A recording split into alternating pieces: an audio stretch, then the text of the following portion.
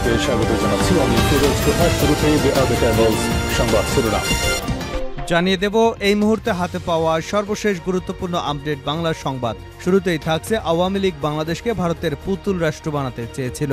গণঅধিকার পরিষদের সভাপতি ডাকসুর সাবেক ভিপি নুরুল হক নূর বলেছেন, সরকারকে অস্থিতিশীল করতে নানা জায়গা থেকে ষড়যন্ত্র করা হচ্ছে।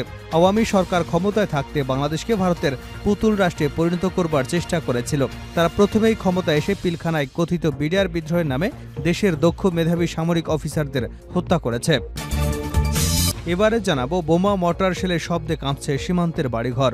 মিয়ানমারের মাংডু শহরে দেশটির সামরিক বাহিনী ও বিদ্রোহী গোষ্ঠীর মধ্যে আবারও তুমুল যুদ্ধ শুরু হয়েছে। গতকাল শনিবার রাত থেকে আজ রবিবার ভোর পর্যন্ত বোমা ও মর্টার শেলের শব্দে কেঁপেছে টেকনাফের বাড়িঘর। স্থলপথের পাশাপাশি আকাশ পথেও হামলা চালাচ্ছে জান্তা বাহিনী। রোববার টেকনাফ সীমান্ত এলাকাগুলোতে খোঁজ নিয়ে জানা গেছে, রাত থেকে স্থানীয়রা আতঙ্কে রয়েছে। কেউ সীমান্তের কাছাকাছি যাবার সাহস করছেন না। নির্ঘুম দিন কাটাচ্ছেন সীমান্ত পাড়ের মানুষ। জানাবো বরিশালে ছাত্রলীগ কর্মীকে পিটিয়ে হত্যায় ছাত্র দলনেতা গ্রেপ্তার। চাঁদা না পেয়ে ছাত্রলীগ কর্মীকে পিটিয়ে হত্যার অভিযোগে দায়ের হওয়া মামলার প্রধান আসামি ইউনিয়ন ছাত্রদলের সভাপতি আলামিন তালুকদারকে গ্রেপ্তার করেছে র‍্যাব ৮। জানিয়ে দেব নিউ ইয়র্কে ইউনূস মোদি বৈঠক পদ্ধতি অনুযায়ী এগোবে বাংলাদেশ। নিউ ইয়র্কে নরেন্দ্র মোদি এবং ডক্টর মোহাম্মদ ইউনূসের বৈঠকের সম্ভাবনা নিয়ে পররাষ্ট্র উপদেষ্টা মোহাম্মদ তৌহিদ হোসেন বলেছেন, সাধারণত নিউ ইয়র্কে জাতিসংঘের পরিষদের অধিবেশনের ফাঁকে শীর্ষ নেতাদের বৈঠকের আয়োজনের একটি পদ্ধতি রয়েছে, সেই অনুযায়ী বাংলাদেশ এগোবে। দুপুরে পররাষ্ট্র মন্ত্রণালয়ের সাংবাদিকদের প্রশ্নের জবাবে উপদেষ্টা একথা বলেন। শনিবার ভারতীয় সংবাদ মাধ্যম হিন্দুস্তান টাইমস এ খবর জানিয়েছে। এবারে থাকছে গুম হওয়া ব্যক্তিদের সন্ধানে গণবিজ্ঞপ্তি জারির সিদ্ধান্ত। 2010-এর 1 জানুয়ারি থেকে চলতি বছরের 5 আগস্ট পর্যন্ত সব গুমের ঘটনা তদন্তে 5 সদস্যের কমিশন অফ ইনকোয়ারি গঠন করেছে সরকার। গুম হওয়া ব্যক্তিদের সন্ধানে গণবিজ্ঞপ্তি জারি করবার সিদ্ধান্ত নিয়েছে কমিশন। এবং সর্বশেষ জানাবো আন্তর্জাতিক সংবাদ। ভারতের মধ্যপ্রদেশে প্রকাশ্যে রাস্তায় গণধর্ষণের ভিডিও ভাইরাল। উত্তপ্ত রাজ্যের রাজধানী মধ্যপ্রদেশের উজ্জয়িনী জেলায় রাস্তার ধারে এক নারী যৌন হেনস্থার শিকার হবার ভিডিও গত কয়েকদিন ধরে ভাইরাল হয়ে গেছে। উজ্জয়িনীর কয়লা ফটক মোড়ের ফুটপাতে বুধবার প্রকাশ্যেই 40 বছরের এক নারীকে ধর্ষণের অভিযোগ উঠেছে 28 বছরের এক ব্যক্তির বিরুদ্ধে। এতক্ষণ শিরোনাম শুনছিলেন, এবার বিস্তারিত। প্রিয় দর্শক, আপনি যদি এই চ্যানেলে নতুন হয়ে থাকেন, ভিডিওটি দেখতে দেখতে চ্যানেলটি সাবস্ক্রাইব করে আমাদের সঙ্গেই থাকুন। আর এই ভিডিও সম্পর্কে আপনি আপনার মূল্যবান মতামতটি কমেন্ট বক্সে জানিয়ে দিন। আর হ্যাঁ প্রিয় দর্শক, জানিয়ে দিন ভিডিওটি কোথা থেকে দেখছেন। আওয়ামী লীগ বাংলাদেশকে ভারতের পুতুল রাষ্ট্র করতে চেয়েছিল ভিপি নূর। গণঅধিকার পরিষদের সভাপতি ডাকসুর সাবেক ভিপি নুরুল হক নূর বলেছেন, সরকারকে অস্থিতিশীল করতে নানা জায়গা থেকে ষড়যন্ত্র করা হচ্ছে। আওয়ামী সরকার ক্ষমতায় থাকতে বাংলাদেশকে ভারতের পুতুল রাষ্ট্রে পরিণত করবার চেষ্টা করেছিল। তারা প্রথমেই ক্ষমতায় এসে পিলখানার কথিত বিডিআর বিদ্রোহের নামে দেশের সব দক্ষ মেধাবী সামরিক অফিসারদের হত্যা করেছে। গতকাল শনিবার সন্ধ্যায় মাদারীপুরের শিবচর উপজেলার পাঁচচর গোলচত্বর বাস স্ট্যান্ডে জেলা গণঅধিকার পরিষদ আয়োজিত এক পথসভায় তিনি এসব কথা বলেন। নুরুল হক নূর বলেন, ইসলাম নির্মূলের জন্য শাপলা চত্বরে হেফাজতে ইসলামের সভায় গণহত্যা চালিয়েছিল আওয়ামী শাসক গোষ্ঠী। এইসব হত্যাকাণ্ডের মধ্য দিয়ে আওয়ামী লীগ সরকারের দুঃসাহস এতটাই বেড়ে গিয়েছিল যে পরবর্তীতে প্রতিটি গণতান্ত্রিক আন্দোলন সংগ্রামে বিরোধী দলের নেতাকর্মীদের উপর হামলা করে গুম খুন করে তারা একদলীয় শাসন কায়েম করেছিল। তিনি আরও বলেন, পরিস্থিতি বিবেচনায় গণঅধিকার পরিষদ 300 আসনেও প্রার্থী দিয়ে নির্বাচন করতে পারে।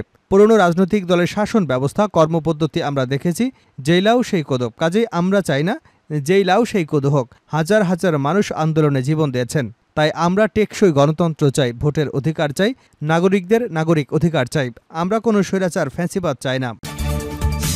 মিয়ানমারের মাংডু শহরে দেশটির সামরিক বাহিনী এবং বিদ্রোহী গোষ্ঠীর মধ্যে আবারও তুমুল যুদ্ধ শুরু হয়েছে। গতকাল শনিবার রাত থেকে আজ রবিবার ভোর পর্যন্ত বোমা ও মর্টার শেলের শব্দে কেঁপেছে টেকনাফের বাড়িঘর। স্থলবন্দরের পাশাপাশি আকাশ পথেও হামলা চালাচ্ছে জান্তা বাহিনী। রোববার টেকনাফের সীমান্ত এলাকাগুলোতে খোঁজ নিয়ে জানা গেছে, রাত থেকে স্থানীয়রা আতঙ্কে রয়েছেন। কেউ সীমান্তের কাছাকাছি যাবার সাহস করছেন না। সীমান্তের বাসিন্দা আব্দুল হক বলেন, রাতভর মাংডুতে তুমুল যুদ্ধ হবার শব্দে আমরা সীমান্তের মানুষ ঘুমাতে পারিনি। অনেকের ঘরে ঘরের বাইরে রাত কেটেছে। একটু পরপরই বিকট গুলির শব্দে সীমান্ত কেঁপে ওঠে। ভয়ে বাড়িঘর ছেড়ে নিরাপদ আশ্রয়ে রয়েছে। রাতের মতো এমন গুলির শব্দ আগে কখনো শুনিনি। এ পরিস্থিতিতে যে কোনো মুহূর্তে সীমান্তে আবারও অনুপ্রবেশ ঘটতে পারে। টেকনাফ পৌরসভার চৌধুরীপাড়ার ফরিদ আলম বলেন, ওপারে গুলির শব্দে রাতভর নির্ঘুম কেটেছে। শনিবার সারা রাত গোলাগুলি চলেছে ওপারে। তাই আমরা রাত জেগে বসেছিলাম। বিশেষ করে নারী ও শিশুরা ভয়ে ছিল। মিয়ানমারের বসবাসকারী রোহিঙ্গারা জানান, গত বছর থেকে জান্তা সরকার এবং আরাকান আর্মির যুদ্ধ চলছে। যুদ্ধের কারণে মাংডুর, সুইজা, শিকদারপাড়া, হরিপাড়া, ফয়জিপাড়া, উকিওপাড়া, নোয়াপাড়া এবং এতিল্লিপাড়া সহ কয়েকটি গ্রামের লোক পালিয়ে গেছে। মিয়ানমারের রাখাইনের সেনা অভিযান এবং সংঘাতের ফলে আবারও বাংলাদেশের রোহিঙ্গা অনুপ্রবেশ শুরু হয়েছে। এতে নতুন করে আতঙ্ক দেখা দিয়েছে সীমান্ত এলাকায়। টানা সংঘর্ষের ফলে কৌশলে ঢুকে পড়েছে রোহিঙ্গারা। এসব অনুপ্রবেশকারীর বেশিরভাগই আশ্রয় নিয়েছে উখিয়ার টেকনাফে অবস্থিত আশ্রয় শিবিরগুলোতে। সংশ্লিষ্টরা জানান, মূলত মিয়ানমারে চলমান অভ্যন্তরীণ সংঘাতের কারণে হাজারো রোহিঙ্গা উখিয়া টেকনাফ সীমান্ত দিয়ে ঢুকে যাচ্ছে। বিজিবি এবং আইনশৃঙ্খলা রক্ষাকারী বাহিনীর চোখ ফাঁকি দিয়ে প্রতিদিনই অনুপ্রবেশ করছে রোহিঙ্গারা। এছাড়া গত কয়েক মাসেও প্রায় ৮,০০০ রোহিঙ্গা বাংলাদেশে অনুপ্রবেশ করেছে। গত মঙ্গলবার এ তথ্য জানিয়েছে পররাষ্ট্র উপদেষ্টা তৌহিদ হোসেন। এদিকে রোহিঙ্গা অনুপ্রবেশের কারণে স্থানীয়দের নানা সমস্যা তৈরি হয়েছে। অনিরাপদ হয়ে উঠেছে উখিয়া টেকনাফের জনপদ। এসব রোহিঙ্গা ক্যাম্পে অরাজকতা সৃষ্টি করেছে বিভিন্ন সন্ত্রাসী বাহিনী। তাদের কারণে প্রতিনিয়ত গুম খুন, ধর্ষণ এবং অপহরণের ঘটনা ঘটছে। বরিশালে ছাত্রলীগ কর্মীকে পিটিয়ে হত্যায় ছাত্রদল নেতা গ্রেপ্তার। চাঁদা না পেয়ে ছাত্রলীগ কর্মীকে পিটিয়ে হত্যার অভিযোগে দায়ের করা মামলায় প্রধান আসামি ইউনিয়ন ছাত্রদলের সভাপতি আলামিন তালুকদারকে গ্রেপ্তার করেছে র‍্যাব ৮। শনিবার সন্ধ্যায় শরীয়তপুরের চিকন্দি বাজারে অভিযান চালিয়ে তাকে গ্রেপ্তার করা হয়। র‍্যাব ৮-এর সদর দপ্তরে এ তথ্য নিশ্চিত করেছে। গ্রেপ্তার আলামিন তালুকদার বরিশাল জেলার গরুনদী উপজেলার বাড়থি ইউনিয়নে ছাত্রদল সভাপতি এবং বড়দুলালী এলাকার মৃত আজিজুল হক তালুকদারের ছেলে। নিহতের বড় ভাই রাসেল শিকদার বলেন, রাশেদ ঢাকায় আমার ব্যবসা দেখাশোনা করত। ১৬ই আগস্ট শুক্রবার ওর ২ বছরের ছেলে রাফসান বাড়িতে আসে। জুমা নামাজের পর সে ছেলের জন্য ফল কিনতে বর্গীবাজারে যায়। সেখান থেকে ছাত্রদলের লোকজন তাকে চাঁদা দাবি করে। অন্যথায় এলাকায় থাকতে দিবে না বলে হুমকি দেওয়া হয়। রাশেদ চাঁদা দিবে না বলে জানালে বাড়তি ইউনিয়ন ছাত্রদলের সভাপতি আলামিনের নেতৃত্বে সাইমন, হামিম তালুকদার সহ ১০ থেকে ১৫ জন ব্যাপক মারধর করে। উদ্ধার করে প্রথম উপজেলা হাসপাতাল, সেখান থেকে বরিশাল শেরেবাংলা মেডিকেল কলেজ হাসপাতালে নেওয়া হয়। সেখান থেকে ঢাকা নিতে বলে ঢাকা নেবার পথে আমার ভাই মারা গেছে। মারধর থেকে বাঁচতে বাজারের কামরুলের দোকানে আশ্রয় নিয়েছিল সে। দোকানেও ভাঙচুর চালায় ছাত্রদলের কর্মীরা। র‍্যাব জানিয়েছে, ঘটনার পরের দিন নিহতের বড় ভাই বাদী হয়ে মামলা দায়ের করেছেন। হামলা হওয়ার পর আসামিরা বিভিন্ন এলাকায় আত্মগোপন করেছিল। র‍্যাব ছায়া তদন্তে নেমে জানতে পারে প্রধান আসামি আলামিন শরীয়তপুরের চিকন্দি বাজারে আত্মগোপনে আছে। শনিবার রাতে অভিযান চালিয়ে তাকে গ্রেপ্তার করা হয়। নিউ ইয়র্কে ইউনূস মোদি বৈঠক পদ্ধতি অনুযায়ী এগোবে বাংলাদেশ।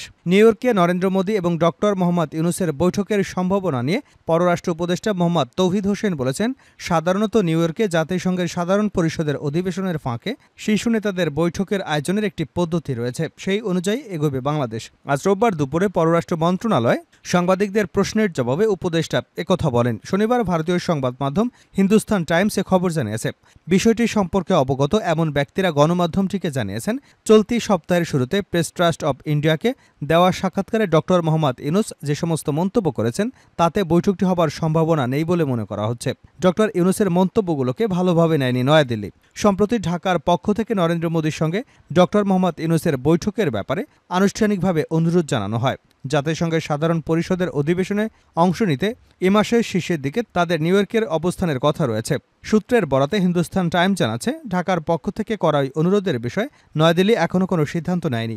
নিউ ইয়র্কে মোদির সম্ভাব্য দ্বিপাক্ষীয় বৈঠকের আলোচনার বিষয় এখনও চূড়ান্ত হয়নি। ওই সাক্ষাৎকারে ডক্টর ইউনূস ভারতে অবস্থান করা সাবেক প্রধানমন্ত্রী শেখ হাসিনার নানা মন্তব্যের সমালোচনা করেন। তিনি ইঙ্গিত দেন, বাংলাদেশে শেখ হাসিনার প্রত্যাবর্তন চাইতে পারে। তিনি বলেন, শেখ হাসিনার আওয়ামী লীগ ছাড়া বাংলাদেশের সব দল ইসলামপন্থী। এ বয়ান থেকে ভারতকে সরে আসা উচিত। ডক্টর ইউনূসের বক্তব্য ছিল, ভারতে বসে শেখ হাসিনা নানা কথাবার্তা বলছেন, দিক নির্দেশনা দিচ্ছেন, এটা কেউ পছন্দ করছে না।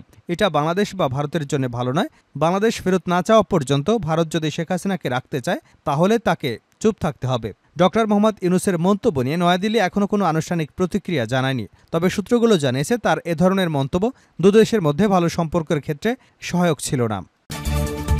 মধ্যপ্রদেশে প্রকাশ্যে রাস্তায় ধর্ষণের ভিডিও ভাইরাল, উত্তপ্ত রাজ্যের রাজধানী। মধ্যপ্রদেশের উজ্জয়িনী জেলায় রাস্তার ধারে এক নারীকে যৌন হেনস্থার শিকার হবার ভিডিও গত কয়েকদিন ধরে ভাইরাল হয়ে গেছে। উজ্জয়িনীর কয়লা ফটক মোড়ের ফুটপাতে বুধবার প্রকাশ্যে 40 বছরের এক নারীকে ধর্ষণের অভিযোগ উঠেছে 28 বছরের এক ব্যক্তির বিরুদ্ধে। আশ্চর্যজনকভাবে যেখানে এই ঘটনা ঘটেছে সেটি উজ্জয়িনীর অন্যতম ব্যস্ত এলাকা।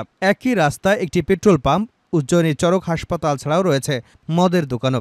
এ ঘটনার সময় বহু মানুষ যাওয়া আসা করলেও কেউ ঘটনাটি থামানোর চেষ্টা করেনি, বরং এরই মধ্যে কয়েকজন ঘটনার ভিডিও করতে থাকেন।